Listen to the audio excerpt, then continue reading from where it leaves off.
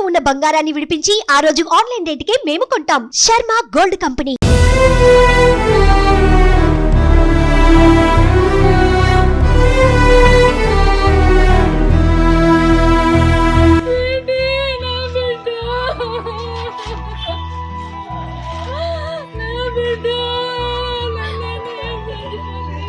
అసలు నోరు కూడా రాని మాటలతో హింసించి ఊరేసుకునే పరిస్థితి తెచ్చిండు. సారుకు చెప్తే బాగుండదు అనేసి నేను చెప్పలేదు. అదే నా తప్పైపోయింది. స్ట్రిక్ట్ తను ఇలాంటి విషయాలు నచ్చవు. యాదాద్రి భువనగిరి జిల్లా భువనగిరి విద్యానగర్ లో విషాద ఛాయలను అలుముకున్నాయి. నిన్న జరిగిన ఒక ఘటన నిజంగా తీవ్ర దిగ్భ్రాంతి గురి చేస్తుంది ఒక కుటుంబంలో.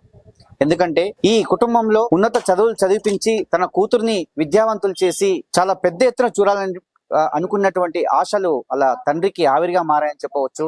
డిగ్రీ 2వ సంవత్సరం చదువుతున్నటువంటి ఆశని నిన్న ఉరివేసుకొని చనిపోవడం జరిగింది.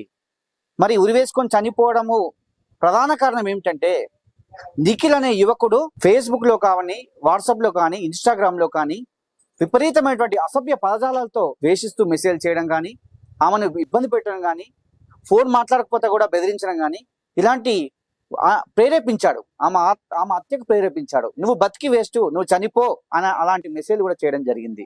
మరి వాస్తవానికి నిఖిల్ కు అసిని వీళ్ళిద్దరు క్లాస్మేట్స్, చిన్నప్పటి నుంచి 10th వరకు చదువుకున్నారు అంతే. కానీ ఈ నిఖిల్ అనే వ్యక్తి ఆసిని ప్రేమ పేరుతో ఇబ్బంది గురి చేయడము, మెసేజ్లు పెట్టడము, ఫోటోలు పంపించమని అడగడము, ఇట్లా డిఫరెంట్ ఆమెను బాధ పెట్టడం జరిగింది. మరి నిజంగా ఆ ఆసిని భయపడి తల్లిదండ్రులకు చెప్పుకోలేక అతను పెట్టినటువంటి మెసేజ్లను చూసి చాలా భయపడి ఆమె అసలు ఆ ఆత్మహత్య చేసుకోవడం అయితే చాలా బాధాకరము. ఉరివేసుకొని చనిపోయింది.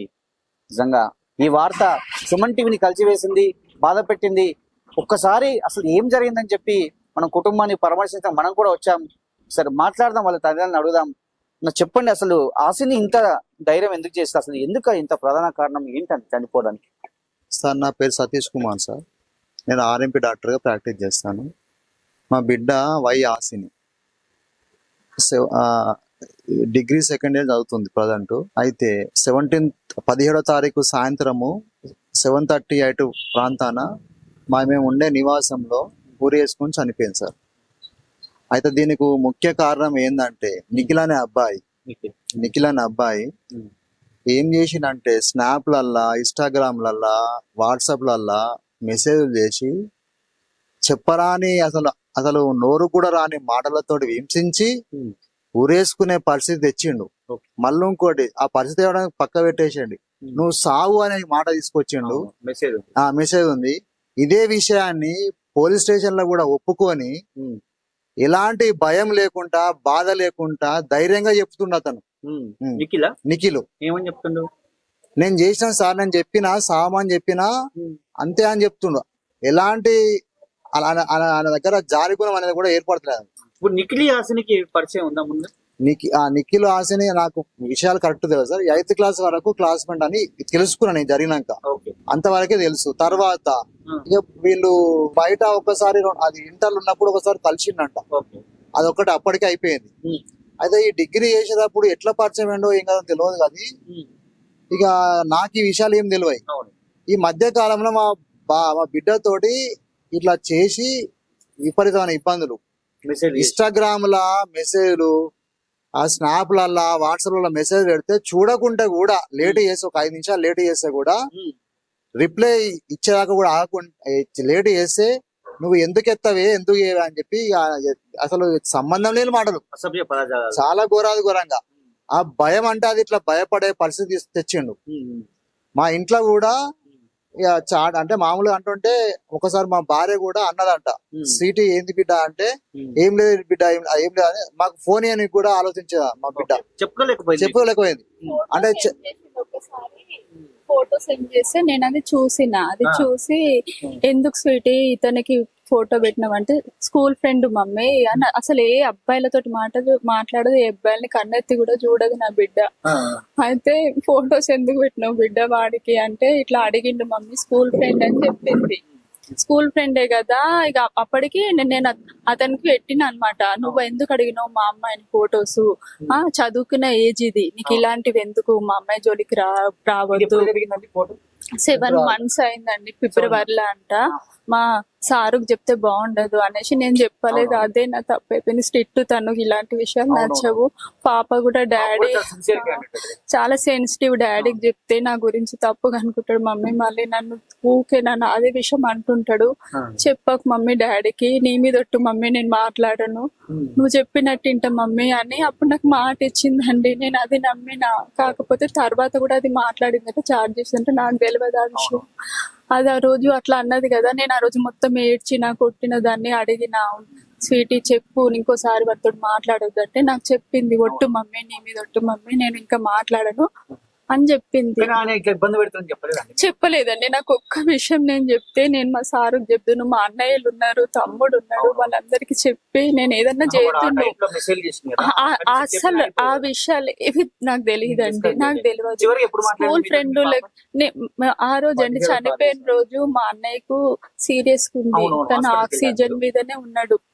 తనని చూద్దామని వెళ్తే తనని కూడా రమ్మంటే ఎగ్జామ్ ఉంది, ఈ రోజు ఎగ్జామ్ తనకి. మమ్మీ నాకు ఎగ్జామ్ ఉంది కదా, నేను రాను అన్నది. హాస్పిటల్ ఉన్నప్పుడు కూడా 2-3 times ఫోన్ చేసింది, మా అమ్మాయికి ఎట్లుంది మమ్మీ, టెన్షన్ పడకు.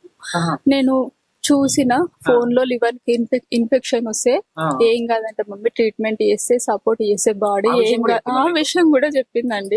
నేను ఇంతసేపు చూసిన మమ్మీ, ఫోన్ లో గూగుల్లో చూసిన, మా అమ్మాయికి ఏం కాదు మమ్మీ, నువ్వు టెన్షన్ పడకు మమ్మీ అని చెప్పింది. హాస్టల్ కి వెళ్తా కదా రేపు, చదువుకుంటున్నా మమ్మీ, బుక్స్ అని చదువుకున్నా, మీరు ఎప్పుడు వస్తారంటే మళ్ళీ తనకు ఫోన్ చేసింది 6 తర్వాత, ఫోన్ చేసింది 6-9 అట్లా. స్వీటీ తిన్నవా బిడ్డ అంటే తిన్న డాడీ అన్నదంట. మేము వస్తున్నాం బిడ్డ 7 కి అని అన్నాం. మేము 7 కి అట్లా వస్తున్నాం. మేము గట్కేసార్లు ఉన్నప్పుడే మా బాబు ఫోన్ చేసింది. లాస్ట్ కాల్ 6-9 కి మా సారు నాకు, నేను పోయినప్పటి నుంచి ఫోన్ చేస్తూనే ఉంది. 12 కి వెళ్ళినాం మేము, 12 నుంచి 1 hour ఒకసారి చేస్తూనే ఉంది. మమ్మీ అన్నం తిన్నవాడిని ఏం చేసిన అది ఫోన్ చేస్తూనే ఉంటుంది. చనిపోయిందని మా బాబు మేము వస్తుంటే 7:38 మధ్యలో మేము గట్కేసరి రింగ్ రోడ్ కాడికి వచ్చినాము. నియర్ బై అక్కడ ఉన్నాము. మా సాయి, మా కొడుకు ఫోన్ చేసిండు. ఫోన్ చేస్తే డాడీ, మా కొడుకు ఎట్లా తెలుసు అంటే, మా కొడుకు మా అమ్మ మా అత్త అదే పని ఉందని ఉన్నాడు. వాడే ఫోన్ చేసిండు. మళ్ళా మా కొడుకు ఇన్స్టాగ్రామ్ కాల్ కు చేసి, ఆ నిఖిల్ అనే వ్యక్తి చేసి, అరే మీ అక్క దగ్గర పోరా, ఫోన్ ఎత్తలేదు, నాతో మాట్లాడిపి అని చెప్పి ఫోన్ చేసి, అరే అదే అని వాడు భయపడి పోయిండు. పోయేసరికి ఇంట్లో ఫస్ట్ జాలి డోర్ పెట్టుంది, లోపల ఓపెన్ ఉంది. ఎంత కొట్టినా తీయకుండా ఆ జాలి చింపేసి డోర్ తీసుకొని పోయేసరికి ఆలాడుతూనే ఉంది. అప్పటికే పెట్టుకుంది. వాడు వీడే ఫోన్ చేసి అప్పటికే టార్చర్ ఎప్పుడో మధ్యాహ్నం నుంచి స్టార్ట్ అయితే, వీడు పోయేసరికి ఆడ మొత్తం తాడు ఇట్లా వేసుకొని ఉంది చీరతోటి. ఇక్కడ ఏమైందంటే, రేషన్ షాప్ కి మేము అక్కడ ఉన్నప్పుడు మా అమ్మ వాళ్ళది స్వగృహ ఫుడ్స్, రేషన్ బియ్యం అవసరం అన్నమాట. అయితే మేము అక్కడ ఉన్నాం కదా, మాకు రేషన్ బియ్యం ఇక్కడ వస్తాయి కదా. స్వీటీ నువ్వు వెళ్ళమ్మా అని మా వదిన చెప్పిందంట. అది మా అన్నయ్య వాళ్ళ అబ్బాయి ఉన్నాడు ఇక్కడ, స్వీటీ కన్నా ఏజ్ లో కూడా చిన్న తనతోటి స్కూటీ మీద వెళ్తుంటే వాడు చూసిండంట. అబ్బాయి కొంచెం హైట్ బాగుంటాడు. ఏమోండి మరి నిన్న వచ్చిండేమో, మొన్న ఆ రోజు వచ్చిండేమో తెలీదు. అసలు చూసిండంట. ఇక అది చూసి, నువ్వు ఎవరితో పడితే వాడితో వెళ్తావే, నువ్వు తిరిగిపోతువే, అది ఇదని ఇక అసలు వల్గర్గా, లేదు మా అత్తమ్మ వాళ్ళ అబ్బాయి నన్ను అక్కయ్య అని పిలుస్తాడు, నాకంటే చిన్నోడు తను అని చెప్పినా గానీ వినకుండా, అసలు ఇష్టం ఉన్నట్టు చావు, అసలు నువ్వు బతకడం వేస్ట్, నువ్వు చావు.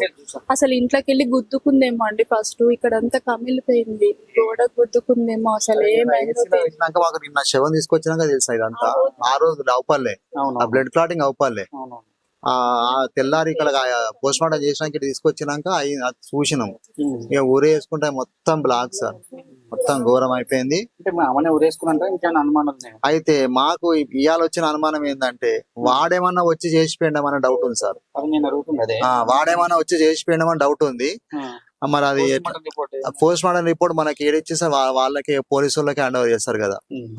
నిన్న వాళ్ళు కూడా ఏంటంటే, మేము ఏమన్నామంటే, మాకు ఇమీడియట్ న్యాయం కావాలని పోలీసు వాళ్ళని అడిగితే, మీరు పోస్ట్ మార్టం చేపియండి, బాడీని తీసుకుపోయి నేను చేసే ప్రయత్నం మేము చేస్తాము, అంతే తప్ప వాళ్ళు ఇమీడియట్ గా యాక్షన్ తీసుకుంటాం అని అంటలేరు. రిమాండ్ చేస్తాం అది అంటారు. అంతే, అదే విషయం. నాకు నిన్న నైట్ తెలిసింది నిన్న నైట్ ఏంటంటే నైట్ తీసుకొచ్చారు రిమాండ్ చేసిరు అని చెప్పి అన్నారు అంతే. ఆ విషయం ఆ విషయం గురించి నేను సిఎస్ఆర్ కి అలా ఫోన్ కూడా చేసిన పొద్దున 10 గంటలకు. లిఫ్ట్ చేస్తలేడు, కనీసం మాకు ఇంటిమేషన్ కూడా ఇవ్వలేదు ఇంతవరకు. నేను చేస్తే లిఫ్ట్ చేస్తలేడు. ఇంటిమేషన్ అని ఇంతవరకు మరి సార్ మీరు మీ అబ్బాయిని తీసుకొచ్చినాము అని ఏ విషయం ఇంతవరకు చెప్పాలి. మీరేం కోరుకుంటారు చివరిగా? మాకు ఒకటే సార్, ప్రాణానికి ప్రాణం కావాలి. నాకు తెలిసిన కాడికైతే నా వేళ. ఇంకోటి, చట్టాల మీద నమ్మకాలు లేవు మాకు. ఎంతమంది అయితే లేరు సార్ ఇట్లా. మళ్ళీ ఇంకోటి, ఈ అబ్బాయికి ఎలాంటి భయం లేకుంటున్నాడు. ఇవాళ 2 ఏళ్ళు 3 ఏళ్ళు 5 ఏళ్ళు 10 ఏళ్ళు శిక్ష పడుతుంది. తర్వాత ఏమైతుంది? బయటికి వస్తాడు. బయటికి వచ్చినాక మళ్ళీ చేయడానికి గ్యారెంటీ ఏముంది? సార్ ఇవాళ చేసినాడు రేపు చేయడానికి గ్యారెంటీ ఉందా? నేను అనేది ఏంటంటే నా బాధ కాదు, అందరి తల్లిదండ్రుల బాధ ఒకటే సార్. ఇవాళ చేసినాడు లైఫ్ లాంగ్ జైల్లో ఉండాలి, లేకుంటే ఈ పోలీసులు చంపేసేయాలి. లేకపోతే వాళ్ళు లైఫ్ లాంగ్ జైల్లోనే ఉండాలి. ఇంకోటి, అలాంటి భయము మన సమాజం మొత్తం తెలుసు రావాలి. మీ టీవీలో గానీ మీడియాలో గానీ రోజు అదే ఇవ్వాలి న్యూస్లు. ఎందుకంటే అవేర్నెస్ రావాలి, వస్తేనే కదా సార్ తెలిసేది. ఇవాళ నువ్వు 2 ఏళ్ళ తర్వాత బయటకు వచ్చి 4 ఏళ్ళ తర్వాత బయటకు వచ్చి నేను మళ్ళా చేస్తా అంటే అదే రొటీన్ పద్ధతే కదా. ఈ చట్టాలు ఏం చట్టాలు సార్? ఇలాంటి చట్టాలు వేస్ట్ ఇవి. నువ్వు చివరికి ఎప్పుడు మాట్లాడినావు? 6-9 నిమిషాలకు మాట్లాడినా, మంచిగా మాట్లాడింది. కానీ అరేంజ్మెంట్ ఉన్న ఆ టైం వరకే. 7 గంటల నుంచి 8 గంటల ప్రాంతాన అది చేసుకుందా. అబ్బా అట్లా చేసుకుంది.